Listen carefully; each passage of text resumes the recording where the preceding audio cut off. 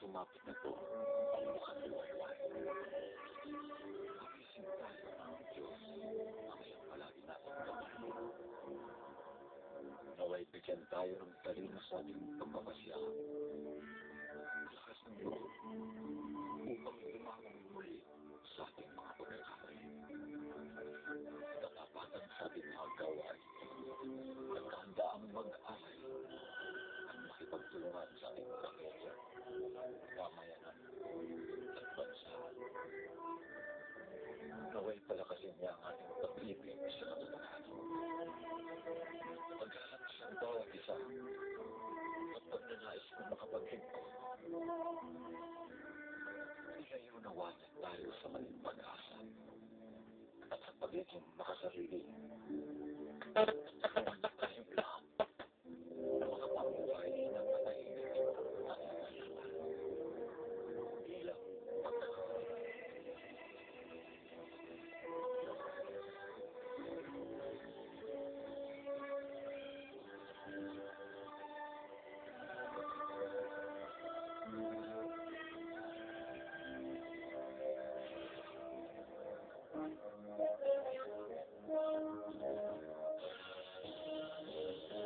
Magandang umaga po mga mahal naming mga taga-subaybay. Ang himpilang DCRH ay sumasayang papawid na.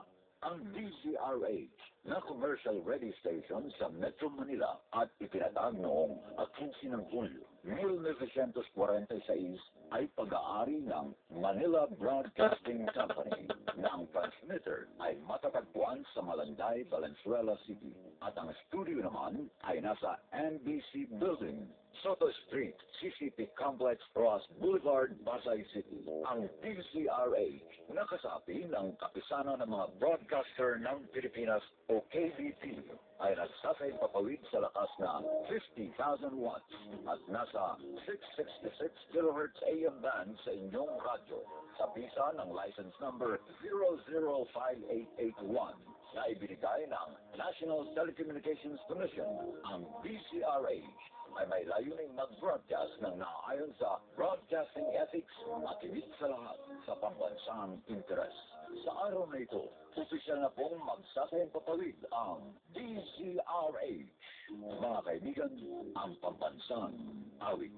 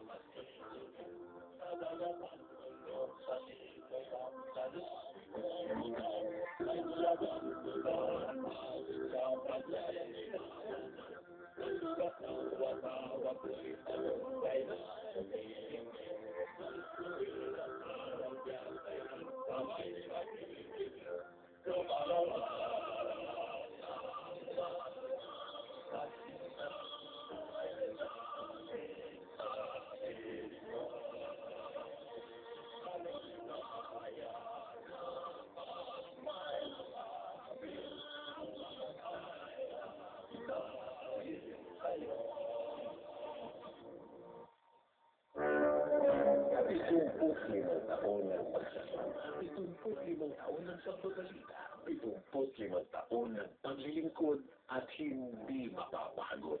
Tayo ng tagtayan pa ang mga bagong bayanihan ngayon.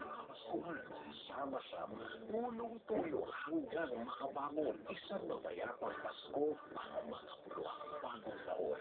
Mula sa radyo ng Pilipino, DCRH.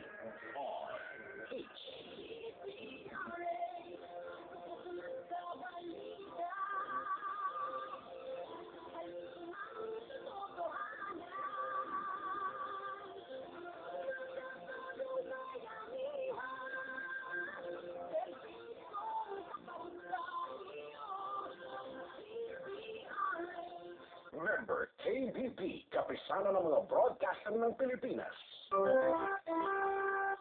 Philippine Standard Time, 30 segundo bago ang alas 4 ng umaga.